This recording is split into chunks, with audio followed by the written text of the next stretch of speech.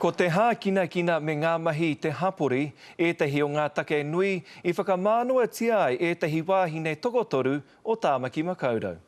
Pēnei ki tōna rirohanga I tēnei taonga whakahirahira o te ao Poi Pātū, ko whakahonori tia anō a Shelley Kitchen I tēnei tauhou.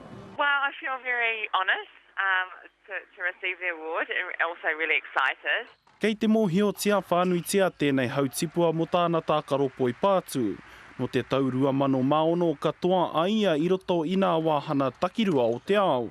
I taua anō I te whakataetai hoa whenua, ka riro ia te mētara hiriwa me te rauwhero. Ko ia tonu te wahine Māori toa o Aotearoa I te tau 2005, no reira e whakawhiwhia nei ia ki te tohu huanga. It's just nice to be recognised really for all the hard work, over my squash career, which started about, over 20 years ago. Ko whakawhiwhia hoki te tohu huanga ki tēnei uri o Ngāpuhi, moana mahi I te hapori o te rakipai whenua. Whakamānau, engari e whakaiti ana hau, he honori nui. Kua roa Evelyn e mahi tahi ana ki ngā pirihimana, hei āwhina I te hunga kua taka ki te he.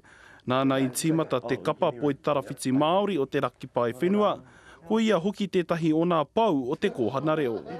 Ko ia me tāna hoaranga tira atoa.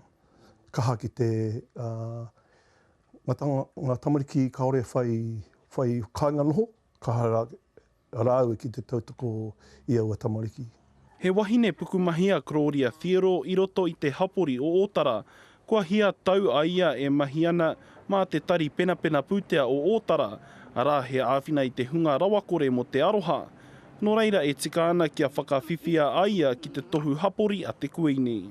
Well, I've been here for 45 years in Otara, and half of that I've worked in the community as a volunteer, part as a part being paid, but most of it was volunteer work. He tau hou, he tohu hou. Koinei te mana wahine e whakamānawa tia ana. Rā parata whai te karere.